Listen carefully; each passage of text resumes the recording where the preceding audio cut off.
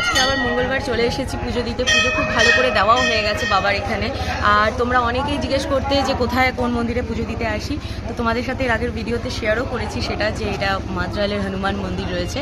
তো এখানে আরও 3টে মন্দির রয়েছে, গণেশজি মন্দির রয়েছে, মা অন্নপূর্ণার মন্দির রয়েছে, সীতারামের মন্দির রয়েছে, 3টে না 4টে, আর বাবারও মন্দির রয়েছে, মানে ভোলে বাবা।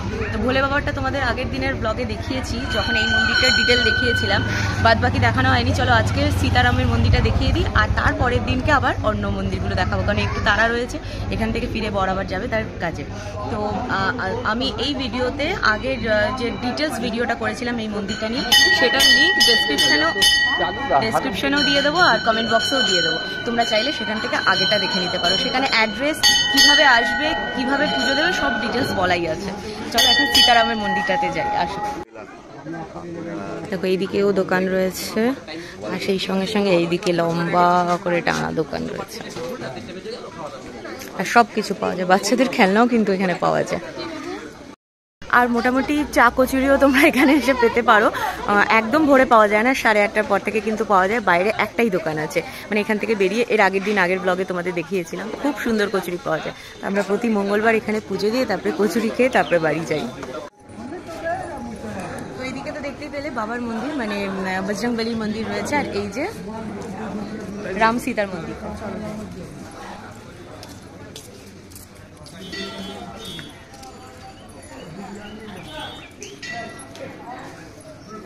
কিন্তু সোজা যাওয়া যায় অন্নপূর্ণা মন্দিরে, ওই দেখো দেখা যাচ্ছে। তবে ওখানে আজ নয়, এর পরের দিন এসে ওখানে নিয়ে যাবো। আজকে এখানে চলো।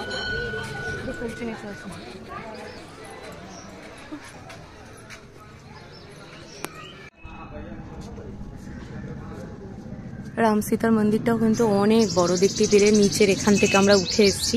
এবার মন্দিরের ভিতরে যাব, আর এর পেছনে রয়েছে অন্নপূর্ণা মন্দির। চলো যাই।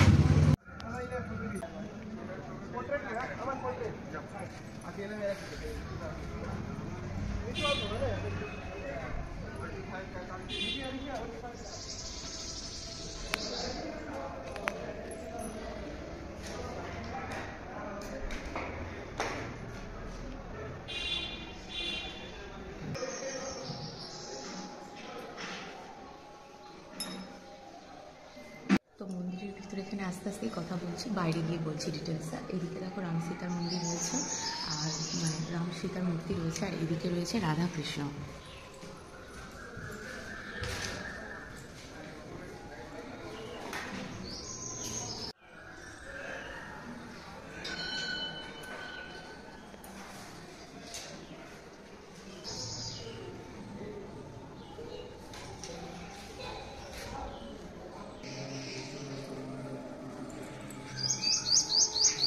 ভেতরে খুব আস্তে আস্তে কথা বলছিলাম, কারণ হচ্ছে ভেতরে না মানে পুজো তো হয়ে গেছে, বারবার পুজো হয় না এখানটায়, কিন্তু এখানে বসে ভালোভাবে ধ্যান করা যায়। তো অনেকে দেখে হচ্ছে ধ্যান করছে, সেই জন্য ওই ভেতরে চিৎকার করে মানে জোরে কথা বলাটা আমার কাছে ভালো লাগলো না, সেই জন্য বেরিয়ে এসে বলছি।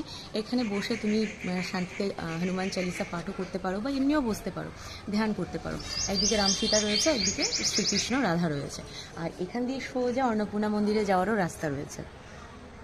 তবে এটা নেক্সট দিন তোমাদের সাথে শেয়ার করছি, আজকে এইটুকুনি করলাম। আর আবারও বলে দিচ্ছি, জানি তোমরা অনেকেই কমেন্ট বক্সে জিজ্ঞেস করবে মন্দিরটা কোথায়, কিভাবে যাব, কখন পুজো হয়, কিভাবে পুজো দেবো, ভোগ কখন দেয়। হনুমান মন্দিরটা মাদ্রালে রয়েছে। মাদ্রাল হচ্ছে কাকিনাড়া মাদ্রালে বড় করে বজরংবলীর এই মন্দিরটা রয়েছে।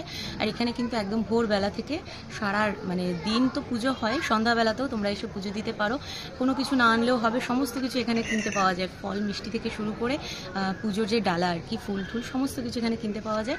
আর দুপুরবেলাতে মোটামুটি 1টা থেকে 2টো 1 ঘন্টা কিন্তু ভোগের জন্য বিরতি থাকে, সেই সময় পুজো হয় না। আর 1টার পর থেকে তোমরা ভোগ গ্রহণ করতে পারবে। এখানে ভোগ কিন্তু প্রত্যেক দিন ভোগ খাওয়ানো হয়। এছাড়া সন্ধ্যা আরতি এসব তো থাকে।